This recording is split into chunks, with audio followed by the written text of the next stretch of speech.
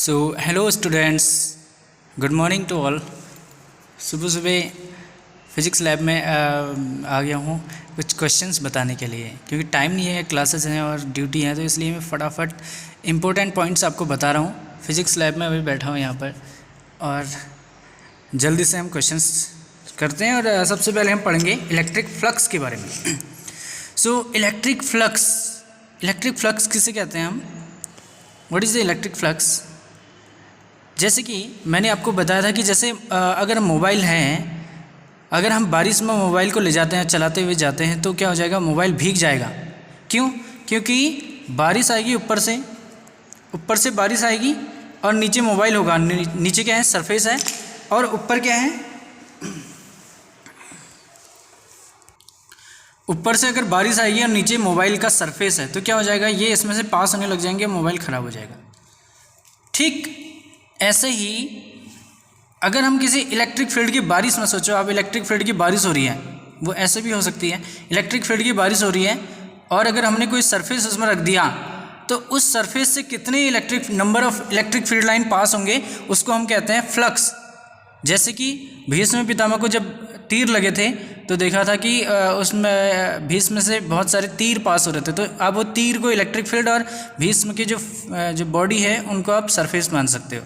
तो ठीक वैसा ही फ्लक्स होता है। Number of electric field line passing through the surface. ठीक है, फॉर्मूला क्या होता है वैसे फ्लक्स का? फाई इक्वल्स होता है, क्या होता है? फाई इक्वल्स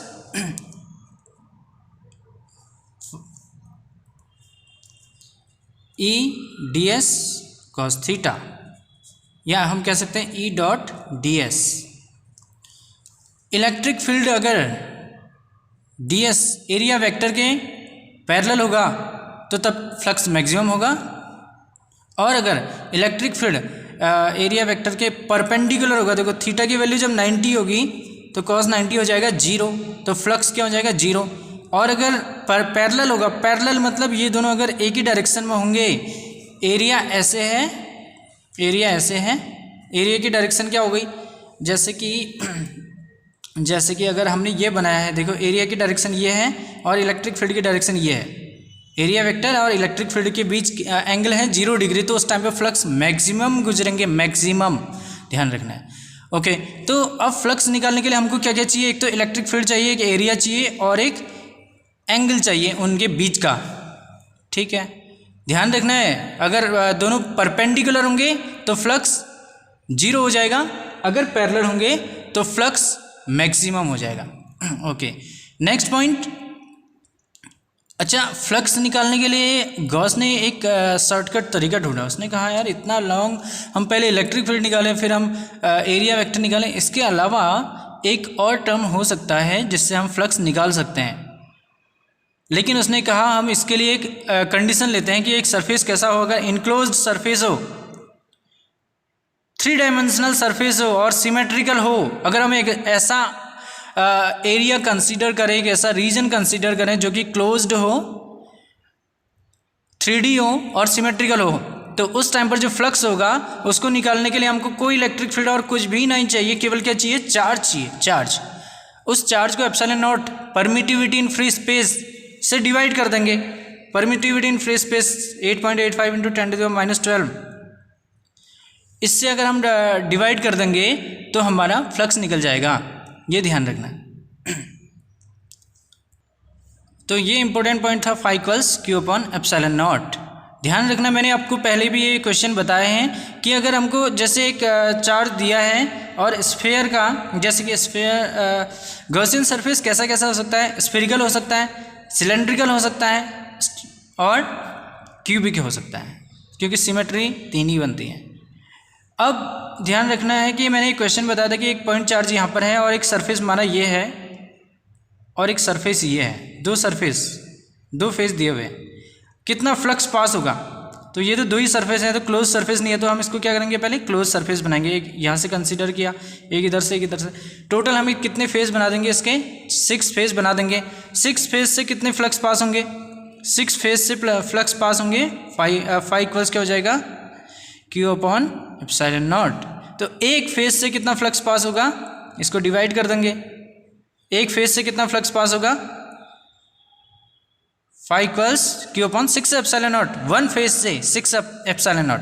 अगर 2 फेज से निकालना होगा तो Q/6 epsilon not, Q/6 epsilon not, Q/6 epsilon not को 2 से इंटू कर देंगे, ये ध्यान रखना है। Okay, so next point is a point charge of 2 microcoulomb, a point charge of 2 microcoulomb is at the center of the cubic Gaussian surface 9 cm on the edge. What is the net flux through the surface? A point charge 2 microcoulomb का एक point charge है जो कि कहाँ रखा है, centre of the cubic Gaussian surface, Gaussian surface के, cubic Gaussian surface के सेंटर में रखा हुआ है, और 9 centimetre on the edge 9 centimetre दिया, बट हमको एज से इसका कोई मतलब नहीं है, इसके लेंथ और उससे केवल हमको चार्ज से मतलब है। इसको एप्सिलॉन नॉट से डिवाइड कर देंगे। क्लियर? 2 माइक्रोकूलम है तो 2 × 10⁻⁻6 कूलम को एप्सिलॉन नॉट से डिवाइड कर देंगे, 10⁻12। Okay, clear? देख लेना, जिसको डाउट हो तो आप पूछ सकते हैं। नेक्स्ट क्वेश्चन, ये क्वेश्चन बहुत बड़ा है, आप इस क्वेश्चन को देख सकते हो। A point charge cause an electric flux of इतना to pass through spherical Gaussian surface of 10 cm radius centered on the surface. If the radius, देखो रेडियस में अगर चेंज करेंगे तो Gaussian surface तो डबल हो जाएगा बिल्कुल। रेडियस बढ़ाएंगे तो स्फीयर बड़ा हो जाएगा ना, लेकिन फ्लक्स में कोई चेंज आएगा? नहीं आएगा।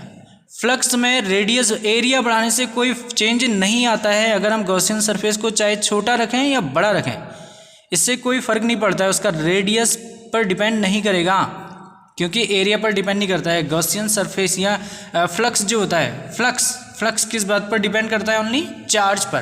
तो ये कह रहे हैं कि हमने रेडियस को डबल कर दिया तो फ्लक्स क्या चेंज होगा? No change. पॉइंट चार्ज की वैल्यू कैलकुलेट करने के लिए कह रहा है, आपको फ्लक्स दिया हुआ है, फ्लक्स दिया है, फाई की वैल्यू दी है और क्यू निकालना है, एप्सिलॉन नॉट से इंटू कर देंगे इसको, इतना इंटू 8.85 × 10⁻12 कर लेंगे, आंसर आ जाएगा। आई होप कि क्लियर हो गया होगा, क्योंकि टाइम मेरे पास थोड़ा कम है, इसलिए क्वेश्चन पूरा सॉल्व करने के बजाय हम इंपॉर्टेंट पॉइंट की बात करेंगे। क्लियर हो गया होगा? रेडियस पर या एरिया पर या डायमेंशन पर डिपेंड नहीं करता है गॉस का जो फ्लक्स होता है, ये आपको ध्यान रखना है। जब फ्लक्स की बात करेगा, गॉसियन सरफेस की बात करेगा, तब की बात कर रहे हैं। और टाइम पर कर सकता है बट गॉसियन सरफेस में नहीं करता है। और दूसरा पॉइंट चार्ज की वैल्यू कैलकुलेट करनी थी। अगला पॉइंट है इक्विपोटेंशियल सरफेस। इक्विपोटेंशियल सरफेस हमको पता है कि ऐसा सरफेस जिसके हर पॉइंट पर पोटेंशियल क्या होता है? सेम होता है, या जिसके एक पॉइंट से दूसरे पॉइंट पर किसी चार्ज को ले जाने में जो वर्क डन होता है वो कितना होता है? 0 होता है। ओके, तो 0 होता है। अब देखो इक्विपोटेंशियल सरफेस अलग अलग से, पॉइंट चार्ज, पॉजिटिव चार्ज के लिए इक्विपोटेंशियल सरफेस ये हो गया। अगर दोनों सेम चार्ज है तो इक्विपोटेंशियल सरफेस ऐसा होता है, आप देख सकते हैं, चाहें तो स्क्रीनशॉट ले लें। और अगर क्या कहते हैं यूनिफॉर्म इलेक्ट्रिक फील्ड है, जैसे एक्स एक्सिस में यहाँ पर बना हुआ है, तो इक्विपोटेंशियल सरफेस कैसा होगा? नॉर्मल होगा, उस प्लेन के नॉर्मल, सरफेस एरिया के नॉर्मल होगा।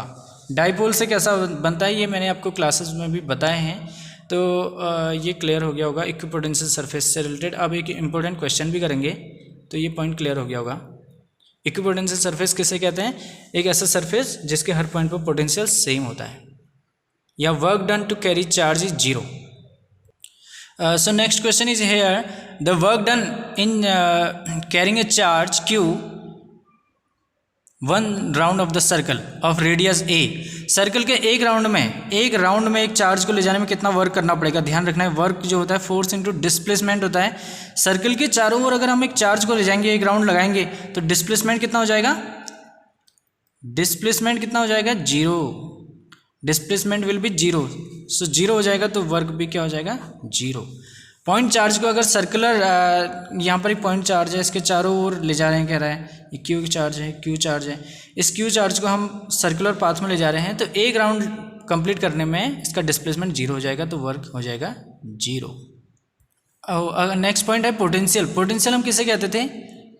किसी पॉइंट चार्ज को एक पॉइंट से इन्फिनिटी से इलेक्ट्रिक फील्ड तक लाने में जो वर्क डन होता है उसको तो पोटेंशियल कहते हैं, और पोटेंशियल डिफरेंस पॉइंट चार्ज को एक पॉइंट से दूसरे पॉइंट में ले जाने में, इलेक्ट्रिक फील्ड में ले जाने में किया गया जो वर्क होता है उसको हम पोटेंशियल डिफरेंस कहते हैं। तो पोटेंशियल का फॉर्मूला क्या होता है, V इक्वल्स KQ/R। तो यहाँ पर ये यूज़ करना है। यहाँ पर आपको दो दिए होंगे, जैसे दो Q दिए हैं, दो चार्जेस दिए होंगे, ठीक है, 2 चार्जेस 2 माइक्रोकूलम के हैं, तो दोनों के लिए Q की वैल्यू सेम हो गई। तो पहले आप क्या करोगे, VA निकालोगे, VA इक्वल्स K तो सेम रहेगा, Q हो गया 2 × 10⁻⁶ अपॉन रेडियस 2 मीटर, तो 2 हो गया। उसके बाद VB निकालोगे, VB भी सेम आ जाएगा ऐसे, K 2 × 10⁻⁶ अपॉन 1 आ जाएगा। फिर इनका क्या करोगे, VB माइनस VA कर दोगे, पोटेंशियल डिफरेंस निकल जाएगा। क्लियर? ओके, एलसीएम लेके आप इसको सॉल्व कर सकते हैं। एप्सिलॉन K की वैल्यू रख देंगे 1/4 पाई एप्सिलॉन नॉट, जिस 9 × 10⁹ K की वैल्यू क्या होती है, 1/4 पाई एप्सिलॉन नॉट की जो वैल्यू होती है वो 9 × 10⁹ इसका यूज़ हम करते हैं। आप चेक कर सकते हैं, नहीं आएगा तो मैं नेक्स्ट वीडियो में फिर से सॉल्व कर दूंगा अगर प्रॉब्लम होगी, या कमेंट में आप सॉल्व करके बता सकते हैं, प्रॉब्लम हो तो मुझे पूछ सकते हैं। Next question, the work done by the field in moving a charge, small positive charge है जिसको Q से लेके P तक लाना है, तो कितना वर्क होगा। देखो, अपोजिट टू इलेक्ट्रिक फील्ड जो वर्क होता है वो नेगेटिव होता है। इलेक्ट्रिक फील्ड की डायरेक्शन बाहर है, वर्क कहाँ से कहाँ को कर रहे हैं, हम अंदर को कर रहे हैं, तो वर्क अपोजिट टू अगर इलेक्ट्रिक फील्ड होता है तो वो क्या होगा, नेगेटिव होगा। सो इसलिए पोटेंशियल में चेंज जो होता है वो भी नेगेटिव होता है, इसीलिए तो ये इसका आंसर हो जाएगा C, नेगेटिव। Q से P तक लाना है तो नेगेटिव वर्क, अगर P से Q ले जाना होता तो पॉजिटिव वर्क होता, लेकिन यहाँ Q से P लाना है। Opposite to electric field work क्या होगा, 0 होगा। नेक्स्ट क्वेश्चन है, हेक्सागोन है, हेक्सागोन के हर कॉर्नर पर चार्ज रखा हुआ है, इसका साइड 8 सेंटीमीटर दिया हुआ है, सेंटर पे कितना पोटेंशियल बनेगा पूछ रहा है। एक चार्ज से निकाल लो आप पोटेंशियल, पहले एक चार्ज से यहाँ पर कितना पोटेंशियल होगा ये निकालना है, उसके बाद आपका कैलकुलेट हो जाएगा कि कितना इसका। तो ये हेक्सागोन में अब हम क्या करेंगे, KQ/R फॉर्मूला है हमारे पास V का, तो एक पॉइंट के लिए निकाल लेंगे KQ/R, इसको क्या कर देंगे 6 से इंटू कर देंगे, तो निकल जाएगा 6 पॉइंट के लिए। एक पॉइंट के लिए KQ/R, K मतलब 9 × 10⁹, Q की वैल्यू आपको इतना दी है, R की वैल्यू आप ये निकाल लोगे तो निकल जाएगा। नेक्स्ट पॉइंट क्वेश्चन है कि ये पॉइंट आपको ध्यान रखना है कि electric field equipotential surface are closer in region of large electric field में क्या होते हैं, इक्विपोटेंशियल सरफेस क्लोजर होते हैं compare to the region of low electric field में की तुलना में हाई इलेक्ट्रिक फील्ड में इक्विपोटेंशियल सरफेस क्या होते हैं, क्लोजर होते हैं। क्यों होते हैं, देखो, E इक्वल्स -dV/dr, dr क्या है, दो इलेक्ट्रिक इक्विपोटेंशियल सरफेसेस के बीच की डिस्टेंस है, इसको यहाँ ले जाएंगे। So we can say dr जो है वो क्या है, inversely proportional to electric field है ना, इसलिए देखो डिस्टेंस उन दो इक्विपोटेंशियल सरफेस के बीच की डिस्टेंस क्या हो जाएगी, इलेक्ट्रिक फील्ड के इन्वर्सली प्रोपोर्शनल है। जहाँ पर इलेक्ट्रिक फील्ड ज़्यादा होगा उनके बीच की डिस्टेंस कम हो जाएगी। क्लियर? ठीक है, तो मोर क्राउडेड होगा, ये सेकंड पॉइंट भी वही है, मोर क्राउडेड होगा एज ऑफ कंडक्टर, क्योंकि वहाँ पर इलेक्ट्रिक फील्ड हाई होता है।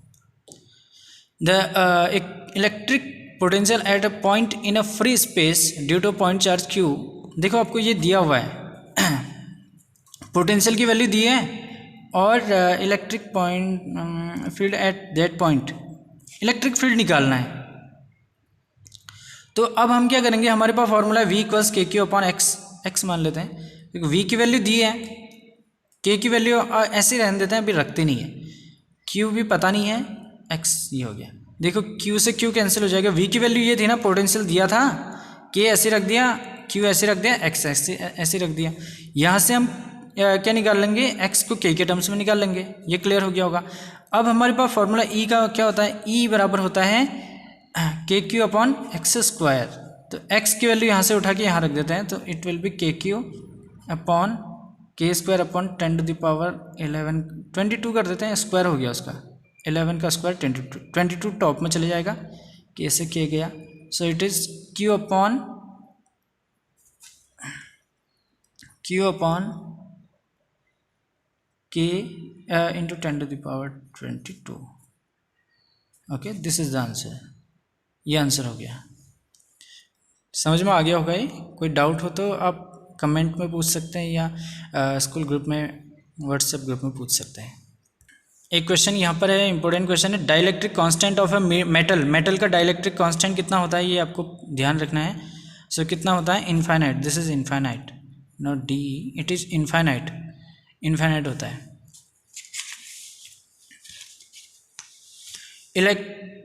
Electric force is a conservative force. Yes, electric force is a conservative force. Conservative जो वर्क डन होता है इलेक्ट्रिक फील्ड के द्वारा, वर्क जो होता है वो पाथ पर डिपेंड नहीं करता है। ये यहाँ पर एक डायग्राम यहाँ पर दिया हुआ है, बहुत ही इंपॉर्टेंट क्वेश्चन है, आप देख सकते हैं इसको। ए charge plus Q is placed at the origin में रखा है। उसके बाद टेकिंग, अब हम क्या कर रहे हैं, उसको यहाँ से पकड़ के ऐसे ले जा रहे हैं। इस पॉइंट से इस पॉइंट में ले जाने में कितना वर्क होगा, तो पोटेंशियल डिफरेंस निकालेंगे इस पॉइंट और इस पॉइंट के बीच। इस पॉइंट पर कितना पोटेंशियल होगा, V इक्वल्स क्या हो जाएगा, के क्यू अपॉन, ये देखो R की जगह A रख देंगे। और इस पॉइंट पे कितना पोटेंशियल हो गया, इसको मैं VA कह देता हूँ। VB कितना हो जाएगा, KQ अपॉन B। तो दोनों के बीच का डिफरेंस निकाल लेंगे, VB माइनस पोटेंशियल डिफरेंस निकालेंगे, VB minus VA, potential difference निकालेंगे, वही वर्क डन हो जाएगा। ठीक है, that will be the work done. दोनों को माइनस कर देंगे, LCM ले लेंगे। क्लियर हो गया होगा ये पॉइंट। क्वेश्चंस को आप देख सकते हो, ध्यान से ट्राई कर सकते हो। और आज अपने सारे क्वेश्चन करने हैं अच्छे से, इसके अलावा भी बहुत सारे क्वेश्चंस करने हैं। ये क्वेश्चंस भी आप देख सकते हैं यहाँ पर।